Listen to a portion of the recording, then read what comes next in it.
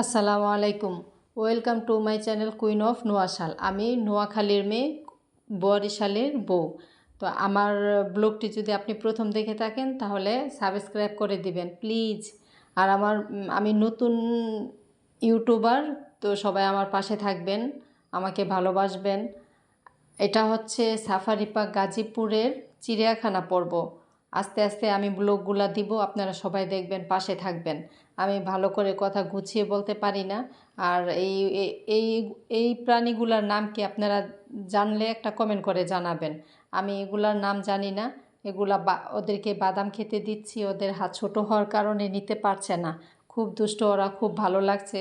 আসলে ঘোরাঘুরি করতে আমাদের সবারই ভালো লাগে, সবারই একটা সময় ঘোরাঘুরি করা উচিত। যারা বাসায় থাকে আমাদের মতো গৃহিণীরা, তারা সবাই মাঝে মাঝে একটু বেরিয়ে আসা উচিত, বছরে একটা ট্যুর দেওয়া উচিত। আর যারা আমার এই ব্লগটি দেখতেছেন সবাই সাবস্ক্রাইব করে দিবেন। আমি নতুন, আর সবাই আসলে ভালোবাসা দিলে ভালোবাসা পাওয়া যায়। অনেক ভালো লাগলো। আমি কি বলবো, কথা খুঁজে পাচ্ছি না, কি দিয়ে শুরু করব আর কি বলবো। সেটা তো আমার বকবক আপনাদের পছন্দ হবে না, তারপরেও আমি করছি কারণ ভয়েস দিতে হবে। তাই ওদের দুষ্টুমি আমরা সবাই মিলে দেখেছি, অনেক ভালো লেগেছে। আপনাদের কেমন লেগেছে কমেন্ট করে জানাবেন।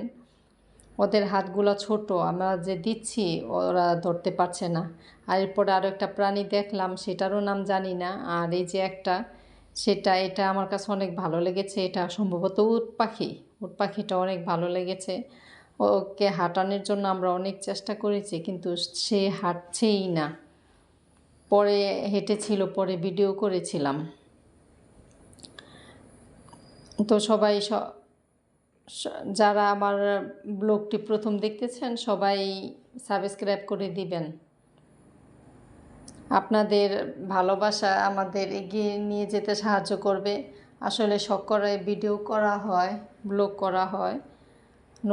আর এখানে দেখেন, আপনারা দেখলে বুঝতে পারবেন এগুলা বক পাখিগুলো হয়তো এগুলো আর্টিফিশিয়াল, কিন্তু এগুলো আর্টিফিশিয়াল না, এগুলো অরিজিনাল। ওরা এমনভাবে বসে আছে, বোঝা যাচ্ছে না এগুলো অরিজিনাল না আর্টিফিশিয়াল।